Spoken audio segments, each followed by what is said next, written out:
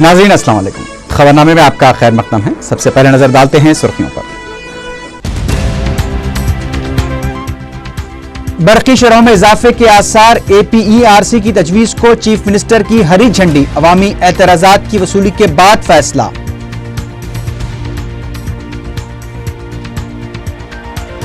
अराजी की कीमतों और स्टैंप ड्यूटी में इजाफे का फैसला, 1 अप्रैल से अमलावरी।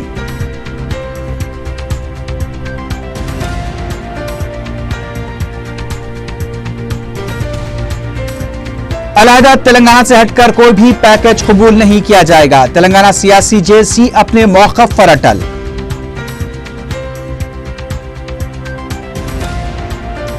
और नकली आयुर्वेदिक अदविया की फरोख्त का रैकेट बेनकाब 21 अफराद गिरफ्तार। भारी मकदार में नकली दवाएं जब्त।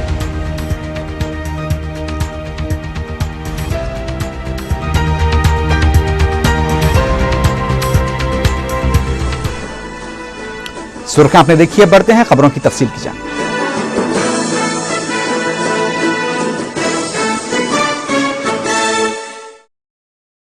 वज़ीर आला किरण कुमार रेड्डी ने बरकी शरहों में इजाफे के लिए APERC की तजावीज को हरी झंडी दे दी है। ताहम ERC की तजावीज पर 1 महीने के अंदर अवामी एतराजात कबूल किए जाएंगे, उसके बाद ही उसे क़तई शक्ल दी जाएगी। ERC ने जो तजावीज पेश की हैं उसमें 5 स्लैब के बजाय 3 स्लैब तजवीज़ किए गए हैं। पहले स्लैब में 0 से 100 यूनिट, दूसरे स्लैब के लिए 200 ता 500 यूनिट और तीसरे स्लैब के लिए 500 यूनिट से ज्यादा का जुमरा रखा गया है। ERC के तखमीना के मुताबिक इन शरहों की मंजूरी से अवाम पर 10,000 करोड़ रुपए का जायद बोझ आयद होगा। अगर ERC की तजावीज़ मंजूर हो जाती हैं तो घरेलू सारिफीन पर फी यूनिट 5 रुपए 60 पैसे से लेकर 7 रुपए और कमर्शियल सारिफीन पर फी यूनिट 9 रुपए का बोझ आयद होगा। इस पर नए मालियाती साल से अमल होने का इम्कान है। उधर स्टैंप और रजिस्ट्रेशन के रियासती वजीर T नरसिम्हा ने कहा है कि साल 2013 के मालियाती साल से अराजी की कीमतों और स्टैंप ड्यूटी में इजाफा किया जाएगा। सेक्रेटेरिएट में आला सतही इजलास के बाद मीडिया से बात करते हुए उन्होंने बताया कि 2012-13 के लिए 6,600 करोड़ रुपए आमदनी का निशाना रखा गया था और दिसंबर 2012 तक 4,500 करोड़ रुपए की आमदनी हुई है। उन्होंने बताया कि मार्च तक माबाकी निशाने को हासिल किया जाएगा। वजीर मौसूफ ने बताया कि हर साल जमीन की कीमत में इजाफा किया जाता था, लेकिन मालियाती साल 2011-12 में इजाफा नहीं किया गया। T नरसिम्हा ने बताया कि गुज़िश्ता अगस्त में भी इस सिलसिले में देही और शहरी इलाकों से मुतालिक तखमीना रिपोर्ट तैयार की गई, जिसे वज़ीर आला को पेश कर दिया गया है। उन्होंने बताया कि इस रिपोर्ट को RDO और MRO अहदेदारों के अलावा अवाम के सामने भी रखा जाएगा। इस सिलसिले में जिले सतह पर कमेटी तश्कील देते हुए तफसीलात हासिल करने के बाद तखमीनी रिपोर्ट को क़तई शक्ल दी जाएगी और उस पर भी 1 अप्रैल से अमलावरी होगी।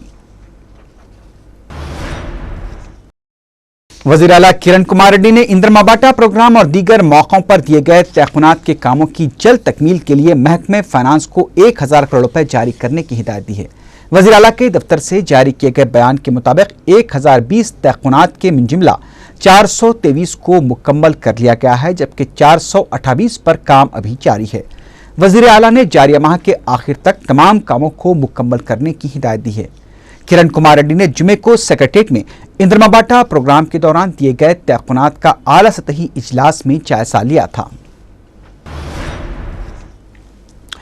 इंडियन आर्मी के सरबराह बिक्रम सिंह ने हफ्ते को सेक्रेटेरिएट में वज़ीर आला किरण कुमार रेड्डी से मुलाकात की। आर्मी चीफ हैदराबाद के 6 रोज़ा दौरे पर हैं। वो हकीमपेट से फौज के हेलीकॉप्टर के जरिए सेक्रेटेरिएट पहुंचे। उन्होंने वज़ीर आला से आधे घंटे तक बातचीत की। सरकारी ज़राए ने बताया कि यह मुलाकात खैर सगाली थी, लेकिन पता चला है कि रियासत में आर्मी के नए प्रोजेक्ट और आर्मी से मुतल्लक जिन अराजियात पर तनाज़ात चल रहे हैं उसकी एकसोई के सिलसिले में वज़ीर आला किरण कुमार रेड्डी से फौजी सरबराह की बातचीत हुई है। फौजी सरबराह ने साबिक़ फौजियों के पॉलीक्लिनिक के लिए 1,520 गज अराजी देने के अलावा अनंतपुर में फायरिंग फील्ड के लिए अराजी से मुताल्लिक़ तवज्जो दिलाई। फौजी सरबराह ने जय जवान आवास योजना के लिए रंगारेड्डी जिले में 7 एकड़ सरकारी जमीन अलॉट करने पर वज़ीर आला से इजहार तशक्कुर किया। बाद में बिक्रम सिंह ने गवर्नर ESL नरसिम्हन से भी मुलाकात की। यह भी क़यास आराइयां गश्त कर रही हैं कि आने वाले दिनों में तेलंगाना पर फैसला लिए जाने के इम्कान पर भी फौज के सरबराह ने गवर्नर और वज़ीर आला से बातचीत की है। अलहदा तेलंगाना से हटकर कोई पैकेज कबूल नहीं किया जाएगा। मीडिया से बात करते हुए अलहदा तेलंगाना सियासी जेएसी के सदरनशीन कोदंडराम ने यह बात कही। उन्होंने कहा कि तेलंगाना अवाम के जज्बात के मुताबिक वक़ार के साथ तेलंगाना हासिल किया जाएगा। उन्होंने कहा कि अगर अलहदा तेलंगाना की हिमायत में मरकज़ ने फैसला नहीं लिया तो एहतजाज में शिद्दत पैदा की जाएगी। कोदंडराम ने ऐलान किया कि जारिया माह की 21 तारीख को गुदविल में जलसा मुनक्किद किया जाएगा। कांग्रेस सरकार ने कौंसल आमोस और यादव रेड्डी ने जुमे को तेलंगाना कायदीन के हुए इजलास को मीडिया की जानिब से नुमाया अहमियत न दिए जाने पर अफसोस का इजहार किया है। मीडिया से बात करते हुए आमोस ने कहा कि जब सीमा आंध्रा कायदीन का इजलास होता है तो उसे नुमाया अहमियत दी जाती है, लेकिन तेलंगाना कायदीन के इजलास को खातिरख्वाह अहमियत नहीं दी गई। उनका कहना था कि बाज़ मीडिया ने इजलास के सिर्फ 45 मिनट तक चलने की खबर शाया की है। उन्होंने कहा कि क्या इजलास में इससे बढ़कर भी बात हो सकती है। यादव रेड्डी ने कहा कि जब तेलंगाना तहरीक शिद्दत पर थी उस वक्त भी इतनी बड़ी तादाद में तेलंगाना कायदीन ने इजलास में शिरकत नहीं की थी। इन कायदीन ने बरखी सरचार्ज पर इजाफे से मुतालिक पार्टी कायदीन से मशवरा के बाद ही फैसला लेने का मशवरा दिया। तेलंगाना वाले इंत पेद्द मीटिंग పెట్టి అన్ని రకాల నాయకులు జిల్లా ప్రెసిడెంట్లు కానీ జిల్లా పరిషత్ చైర్మన్లు చేసిన వాళ్ళు కానీ ఎమ్మెల్యేలు ఎమ్మెల్సీలు మినిస్టర్లు మాకు ఏ రోజు కూడా తక్కువ చేయకుండా అన్ని రకాల వాళ్ళు వచ్చిన తర్వాత కూడా దాన్ని ఒక చిన్నగా కించపరిచే విధంగా ఎన్టీవీ టీవీ9 నేను చూసినాను। रियासती वजीर आबपाशी सुदर्शन रेड्डी ने बताया कि हैदराबाद को गोदावरी से पानी लाने के लिए 2,500 करोड़ रुपए खर्च किए जाएंगे। मीडिया से बात करते हुए उन्होंने बताया कि जारिया साल 30 लाख एकड़ अराजी को सैराब किए जाने का निशाना रखा गया है।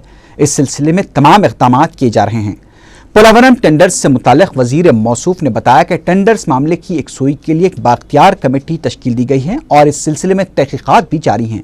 उन्होंने बताया कि इस प्रोजेक्ट में ताखीर जरूर हुई है, लेकिन हुकूमत संजीदगी से रुकावटों को दूर करने के लिए इक़दाम कर रही है।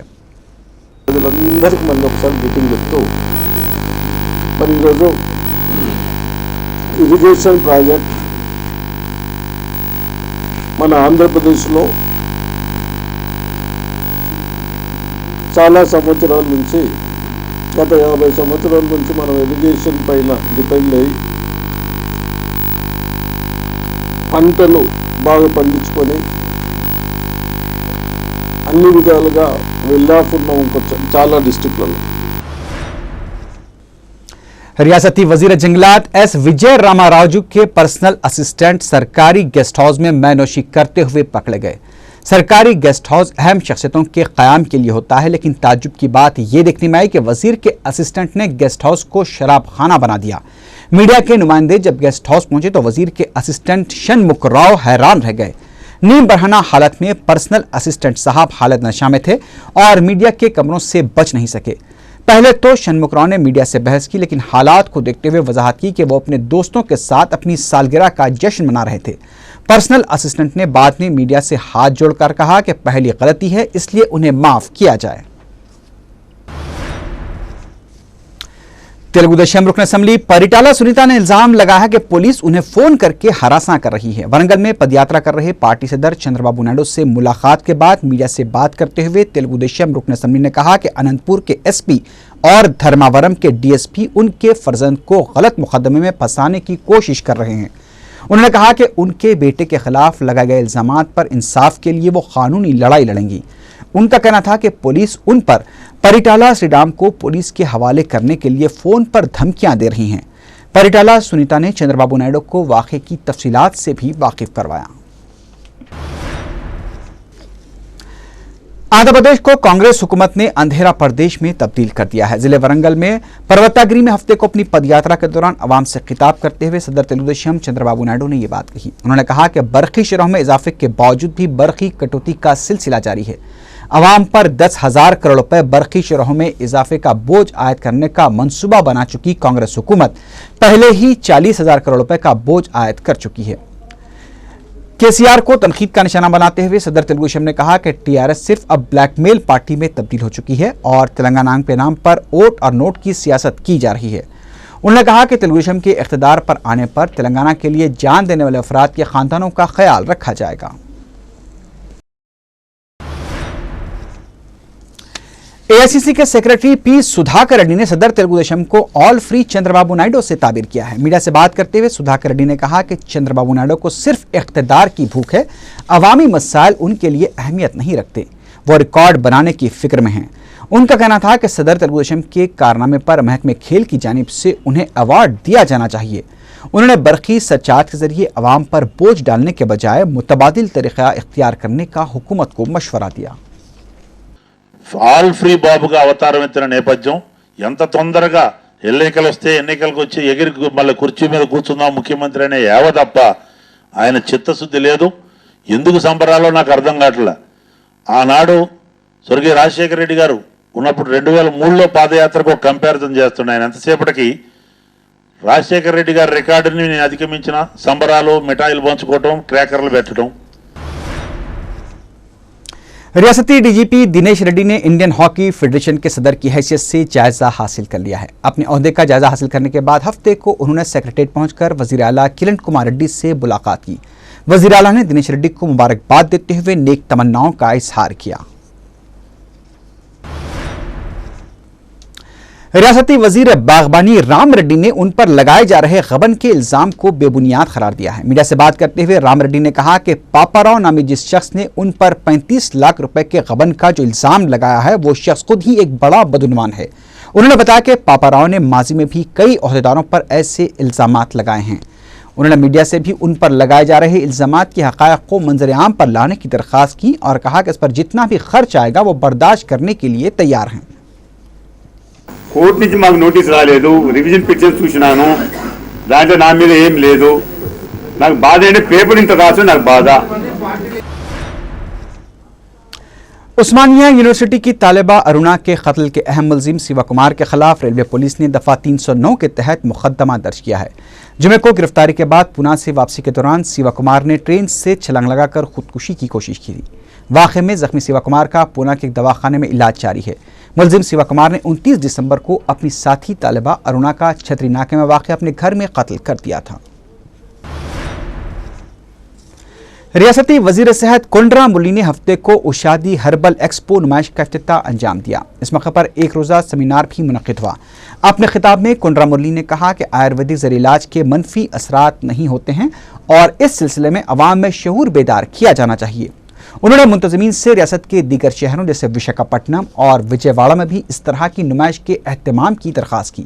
वज़ीर मौसूफ ने मुख्तलिफ जड़ी बूटियों का भी मुआयना किया।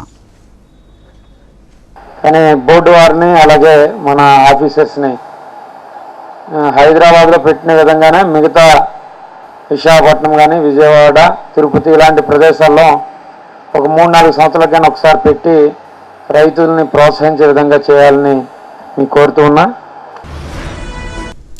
रुकन असम्बली चारमीनार सैयद अहमद पाशा खादरी ने बलदी हल्क़े मगलपुरे का सरकारी अहदेदारों के हमरा पैदल दौरा किया। मुतालिका रुकन बल्दिया Mukarram Ali, zonal commissioner south zone Ravi Kiran के अलावा मुख्तलिफ महकमेजात के अहदेदार साथ मौजूद थे। रुकन असम्बली ने हल्के में जारी तरक्याती कामों का जायजा लिया और आवाम से मुलाकात की। अवाम ने आलूदा पानी की शिकायत की। अहमद पाशा खादरी ने अहदेदारों को हिदायत दी कि आलूदा पानी के मसले को सबसे पहले हल किया जाए और ज़ेर तकमील कामों की जल्द यकसुई की जाए। यहाँ पर पानी की एक लाइन भी मंजूर है दारोगा गली में 5,40,000 की, रोड भी मंजूर है। पोल्यूशन की शिकायत दूर करने के बाद रोड का काम हुआ वहाँ पे, और कल्याणनाथ की देहरी में भी रोड सेंक्शन है। वहाँ भी पानी की शिकायत है कि मैला पानी आ रहा है और वो शिकायत को दूर करने के बाद वहाँ भी रोड पड़ेंगी। स्ट्रीट लाइट की शिकायतें हैं, कुछ मेंटेनेंस की उसको बताया गया, कुछ सफाई के ताल्लुक से तो सैनिटरी सुपरवाइजर है और मेडिकल ऑफिसर है, जूनियर कमिश्नर साहब भी उनकी मौजूदगी में कंप्लेंट नोट कराया गया। जहाँ तक हो सके आवाम को जल्दी सहूलत पहुँचाने के लिए हम कोशिश कर रहे हैं। दोबारा यहाँ पे हम दौरा इस वास्ते करें कि इससे पहले जो शिकायतें की गई थी उसको कितनी यकसुई हुई। अल्हम्दुलिल्लाह थोड़ी बहुत मसाइल की यकसुई हुई, लेकिन ये पोल्यूशन की शिकायत एक बाकी रह गई, उसकी तकमील होंगी। उसके बाद वहाँ की शिकायत को दूर किया जाएगा।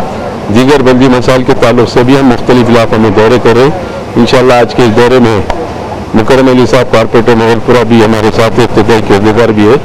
मस्जिद पूरे इलाकों को दौरा करके जहाँ भी जो शिकायत है उसको दूर करने की कोशिश करेंगे। शुक्रिया।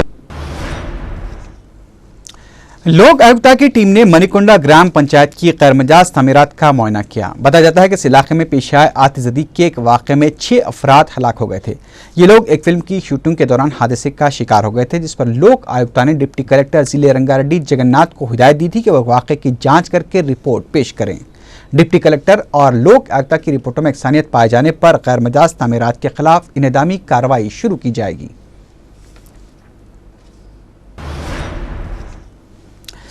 अजमल खसाब को नरेंद्र मोदी से ताबीर किए जाने पर बीजेपी की अखिलती कायदीन को जबरदस्त मिर्ची लगी है। पार्टी के अखिलती मोर्चे के सदर हनीफ अली ने कहा कि गुजरात फसादात के लिए नरेंद्र मोदी जिम्मेदार नहीं हैं, वो एक हिंदुस्तानी शहरी हैं।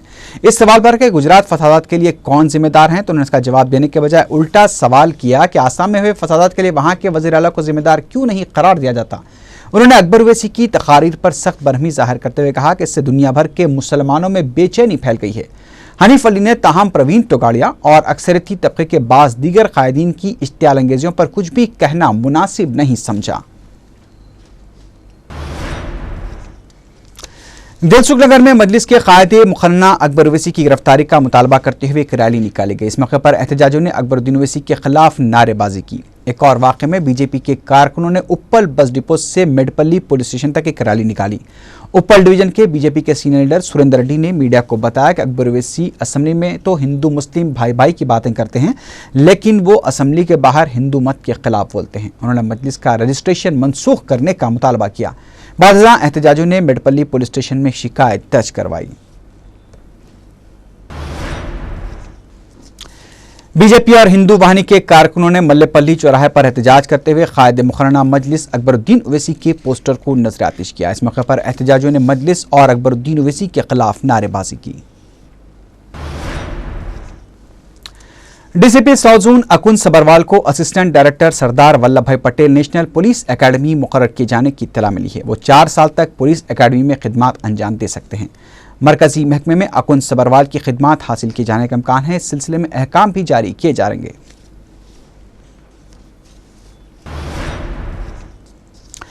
मजलिस इत्तेहादुल मुस्लिमीन की तालीमी इमदाद का दायरा वसी होता जा रहा है। 10वीं जमात के तलबा के लिए खुसूसी तौर पर तैयार करदा सालार मिलत ऑल इन वन गाइड की तांडूर के तलबा में तकसीम अमल में आई। तांडूर के उर्दू मीडियम से ताल्लुक़ रखने वाले तकरीबन 400 तलबा को रुकन असम्बली मौज़म खां के हाथों से ऑल इन वन गाइड्स दी गई। फतेह दरवाज़ा के रुकन बल्दिया मेराज मोहम्मद और मुकामी अवाम की कसीर तादाद इस मौके पर मौजूद थी। रियासती हुकूमत की जानिब से मुशीराबाद में वाक़े मी सेवा सेंटर पर अहम तिब्बी मायनों के लिए स्वास्थ्य स्लेट का इफ्तिताह अमल में आया। प्रिंसिपल सेक्रेटरी महकमा सेहत अजय सहा ने इस कैंप का इफ्तिताह अंजाम दिया। इस सेंटर में blood pressure, blood sugar, haemoglobin, heart rate, electrocardiogram, body temperature और यूरिन प्रोटीन के मायने किए जाएंगे। एक टेस्ट के लिए 85 रुपये फीस मुकर्रर की गई है। अहदेदारों ने बताया कि शहर में इसे 30 मी सेवा सेंटर्स में कायम किया गया है। रियासत के दीगर अजला में भी इसे जल्द शुरू किया जाएगा।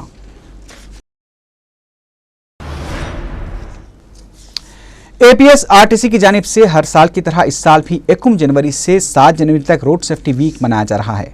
मीडिया से बात करते हुए महकमे के MD AK खान ने बताया कि रोड सेफ्टी वीक के दौरान जिम्मेदारी और हादसात से पाक खिदमात अंजाम देने वाले मुलाजमीन को रकमी इनामात से भी नवाजा गया है। इस मौके पर वजीर ट्रांसपोर्ट बी सत्यनारायण भी मौजूद थे। मुशीराबाद डिपो के ड्राइवर कलीमुद्दीन को 12,000 रुपये, उप्पल डिपो के भिक्षापति को 10,000 और SC करीम को 8,000 रुपये इनाम से नवाजा गया। इसके अलावा मजीद 21 मुलाजमीन को भी रकमी इनामात दिए गए हैं।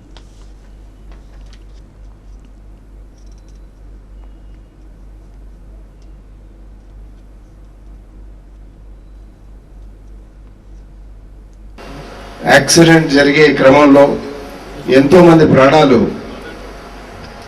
పోయే పరిస్థితిలో వాళ్ళ ప్రాణాలకు అపాయం ఏర్పడినప్పటికీ కూడా, గుండెపోటు వచ్చినప్పటికీ కూడా ఎంతో నిర్భయంతో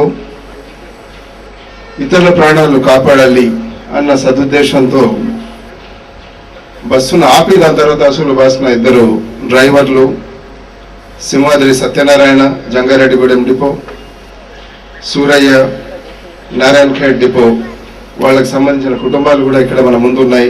వారికి, పాత్రికేయులకు, ఆహుతులకు అందరికీ కూడా సాదర స్వాగతం. మీడియాలతో కలుపుకొని ఢిల్లీలో ఉన్నాము. मल्लपल्ली डिवीजन के रुकने बल्दिया गौस पाशा ने 14 लाख रुपए लागत के बलदी और आबरसानी के कामों का इफ्तिताह अंजाम दिया। मीडिया से बात करते हुए उन्होंने कहा कि 10 लाख रुपए के मसारिफ से सीसी रोड तामीर की जाएगी, जबकि 4 लाख रुपए के मसारिफ से ड्रेनेज पाइपलाइन बिछाई जाएगी।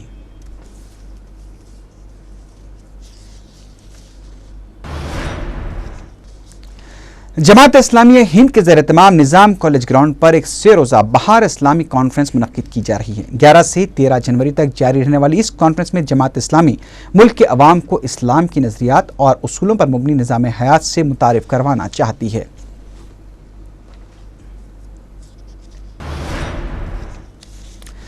पेटला पर जजगी खाने में खातून को अपना बच्चा दूसरी खातून के पास निगरानी के लिए छोड़ना महंगा पड़ा। तफसीलात के मुताबिक चंद्रान गुट्टे के साकिन नेहा फातिमा चेकअप के लिए दवाखाना पहुंची थी। दवाखाने में बच्चे को अंदर जाने की इजाज़त न होने की वजह से उन्होंने वहां मौजूद एक नामालूम खातून को अपने 1.5 साल बच्चे मोहम्मद अब्दुर्रऊफ को हवाले करते हुए उसकी निगरानी के लिए कहकर चेकअप के लिए चली गई। जब नेहा फातिमा चेकअप के बाद वापस लौटी तो नामालूम खातून बच्चे के साथ गायब थी। नेहा फातिमा ने पुलिस में इसकी शिकायत दर्ज करवाई है। अवाम को इस वाक़े के बाद यह एहतियात ज़रूर बरतना चाहिए कि किसी भी मुकाम पर अपने बच्चे को नामालूम अफराद के हवाले न करें। पुलिस लापता बच्चे और उसे लेकर फरार हुई खातून की तलाश कर रही है।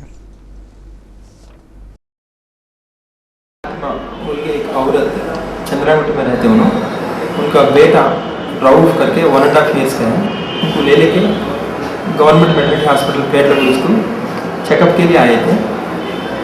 वहाँ पे बहुत क्यू रहने से हॉस्पिटल डॉक्टर के रूम में जाने से पहले वहाँ पे एक स्ट्रेंजर लेडी, उनको मालूम नहीं उनका नाम वगैरह, उनको वो बच्चे को दे के अंदर गए थे। एबिट्स पुलिस ने नकली आयुर्वेदिक अद्वियात फरोख्त करने वाले एक बड़े रैकेट को बेनकाब करते हुए 21 अफराद को गिरफ्तार कर लिया है। डीसीपी सेंट्रल जोन ने बताया कि कुमार गौरप्पा, कैलाश, रवि और सोमशेखर अपने दीगर साथियों के साथ मिलकर फैशनेबल इलाकों में आरजी दवाखाने कायम किया करते थे। ये अफराद संजीरा पाउडर मिलाकर नकली अद्वियात तैयार किया करते थे। इस दवा के इस्तेमाल में खोपरे का तेल और मुख्तलिफ रंग भी इस्तेमाल किए जाते थे। पहले ये शातिर अफराद असली अद्वियात मरीजों को बताकर उनका एतमाद हासिल किया करते थे और बाद में 100 ता 3,000 रुपए फी ग्राम नकली दवा फरोख्त किया करते थे। पुलिस ने बताया कि इस टोली से वाबस्ता अफराद मरीजों में बैठकर उनके सामने इन दवाओं से फायदा होने का जिक्र करके दवाओं के फायदेमंद होने की तशहीर भी किया करते थे। पुलिस ने शातिर अफराद के खिलाफ शिकायत मिलने पर कार्रवाई करते हुए उन्हें गिरफ्तार कर लिया। एबिट्स पुलिस ने अफराद के कब्जे से 6,70,000 रुपए नकद रकम, 2 बाइक्स, 1 गाड़ी और 15 सेलफोन्स के अलावा बड़ी मकदार में नकली अद्वियात को जब्त किया है। 21 लोगों का गैंग पकड़ा है जो कि पब्लिक को झूठी दवाइयाँ, खासतौर पर आयुर्वेदिक दवाइयों का झांसा देकर के पब्लिक को चीट कर रहे थे। ये सभी लोग जो हैं ये गोकक एरिया जो कि बेलगाम डिस्ट्रिक्ट में है, कर्नाटका में, वहाँ से बिलोंग करते हैं। और इनका तरीका क्या है कि ये लोग शहर में, सिटी में अलग अलग जगह पर इन्होंने अलग अलग ऑफिसेज़ खोले, कहीं सिकंदराबाद में, कहीं हिमायत नगर में, एबिट्स में, और अच्छे पॉश हॉस्पिटल्स खोलकर वहाँ पर एक फेक डॉक्टर को, आयुर्वेदिक डॉक्टर को बिठाते हैं। एबीपीएससी के रुकन रुपुंजय रेड्डी को एसीबी ने अपनी तहवील में ले लिया है। अदालती अहकाम के बाद गैर महसूब असासजात के सिलसिले में गिरफ्तार एपीपीएससी के रुकन को एसीबी ने 5 दिन की तहवील में ले लिया। चल्लापल्ली जेल से रुपुंजय रेड्डी को एसीबी दफ्तर ले जाया गया। अहदेदार एपीपीएससी के रुकन से पूछताछ कर रहे हैं।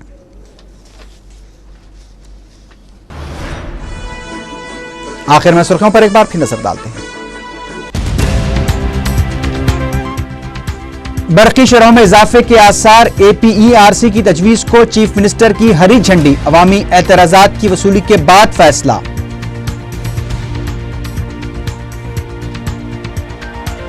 अराजी की कीमतों और स्टैंप ड्यूटी में इजाफे का फैसला 1 अप्रैल से अमलावरी।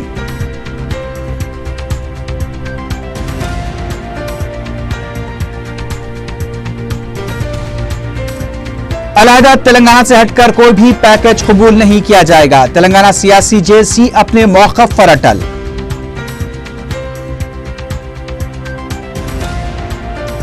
और नकली आयुर्वेदिक अदविया की फरोख्त का रैकेट बेनकाब 21 अफराद गिरफ्तार, भारी मकदार में नकली दवाएं जब्त।